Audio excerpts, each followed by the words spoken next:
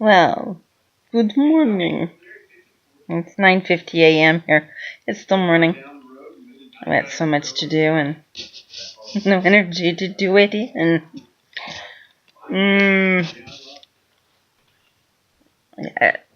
my lilacs are going to have lilacs this year. The bush that I thought was sterile has two on her bush. She's been there for 4 years and has produced 0 lilacs. So, added on 2 more bushes, which I think helped the process. How to help an infertile bush, I don't know. But anyway, that's what I've been doing. And then my pussy willows are coming in. They are so cute. You just cut them, don't put them in water, you stick them in a jar, and they still bloom. Whatever they didn't bloom, they bloom, and they're so cute. It's like, oh, I just love them. They're a wetland plant, and cousin to the cattail. I really like cattails too. In the back, it is so wet that technically, I look at how much water I get back there. I could probably put in some cattails. And I know how to do it, so I might as well try. I like stuff like that. And if you're going to have a swamp area, darn it, make it a swamp.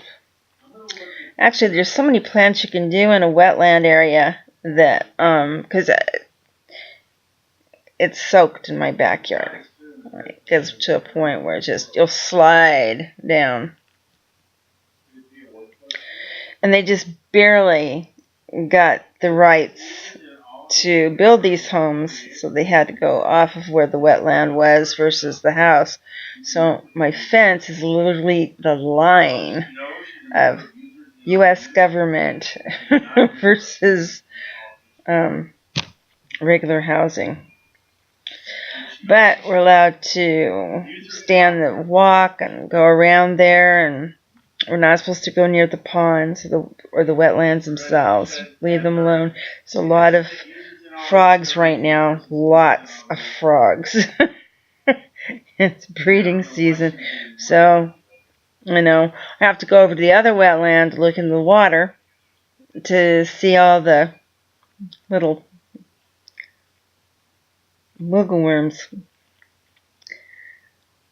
They're very cute. They're very, very cute. Had a herd of deer go through one of the neighbors' yards. They don't have a fence, so they came in through the back. They went between 2 houses, just walked on through, and they love rhododendrons a lot. And so a couple of them stop, look for rhododendron, and start munching. One lady, 3 doors down from that, you can usually find 2 or 3 of them there just munching on a rhodie. And it's growing. I mean, the deer's not hurting it at all. So they also like petunias. So do the rabbits. We don't have many rabbits this year. We have had an excessive amount of coyotes. There's 5 different families. And the one family is huge. And just huge. And then she had pups. That was interesting. She finally moved her pups because every dog figured out where they were. And you don't want them to get hurt. So what wildlife does is, if the coyote becomes a problem, they pick it up and they take him over the mountain someplace else. And they always find their way back. So that's the thing with the bears, these animals are born in their area. And people move here from out of state. They're not used to wildlife. And they're suddenly getting really upset over the coyote and the deer in their yard and the cougar that sometimes shows up. and you know, there hasn't been an attack. So, but he does sleep in the trees, you know. So back in the wetland area, before you go in, you should look up. Because one time he did fall out of the tree, the branch.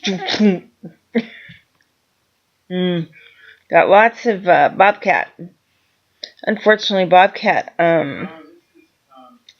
is year-round hunting on them because there's so many, and many of us don't like that. They're beautiful cat. They're just beautiful, but they are wild, and they get up to be about 40, 50 pounds, the male. Female, about 30 to 40. She's the size of a good size house cat.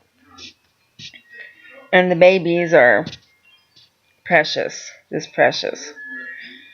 Babies will get you in trouble. Do not pick up the baby. Do not go near the baby. She's close by. And just let you walk by them. She'll even let you go, ooh, ah. Don't touch. Do not touch those kids. Man, it's a real problem. But,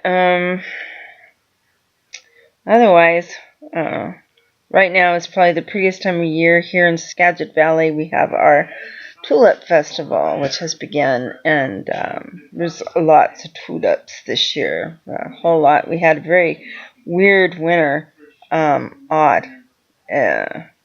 We didn't get enough rain, and nor enough snow. Well, we didn't get the maximum amount. It's below the max, so yeah, it was low. And you know,